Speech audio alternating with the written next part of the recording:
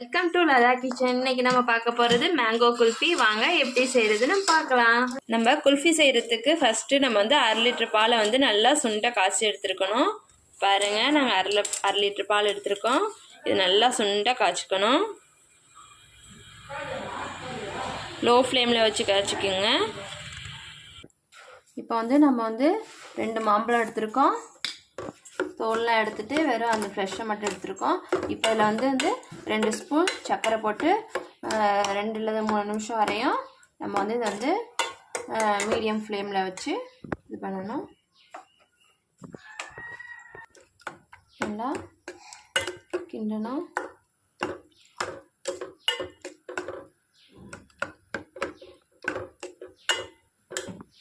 சர்க்கரையில் நல்லா கரைஞ்சிட்டு இந்த ஸ்டேஜில் வந்து நம்ம தான் ஸ்டவ் ஆஃப் பண்ணிடுறோம்.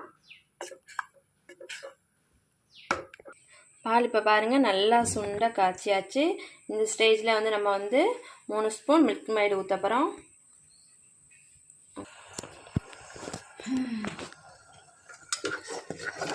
நல்லா திக்காக காய்ச்சியாச்சு. இந்த ஸ்டேஜில் நம்ம வந்து ஸ்டவ் வந்து ஆஃப் பண்ணிவிடுவோம். மிக்ஸி ஜாரில் வந்து அரைக்க போகிறோம். நம்ம வந்து ரெடி பண்ணி வச்சுருக்க இந்த மேங்கோவை ஆட் பண்ணிட்டோம்.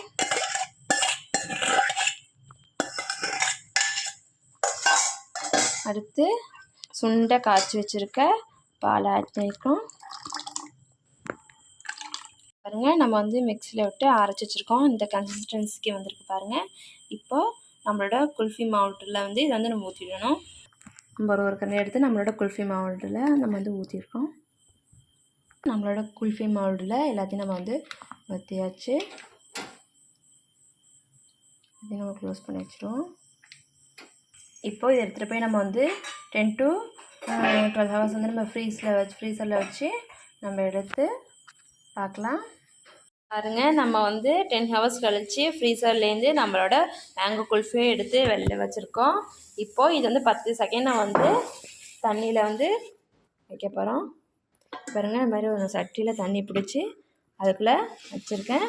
ஒரு 10 செகண்ட் இதில் வச்சு எடுத்தோம்னா நம்மளுக்கு எடுக்கிறதுக்கு ஈஸியாக இருக்கும். அதனால இதில் வச்சுருக்கோம்.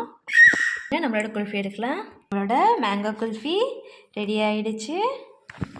பாருங்கள், பார்க்கவே எவ்வளோ சூப்பராக இருக்குது பாருங்கள். நீங்களும் உங்கள் வீட்டில் ட்ரை பண்ணி பாருங்கள்.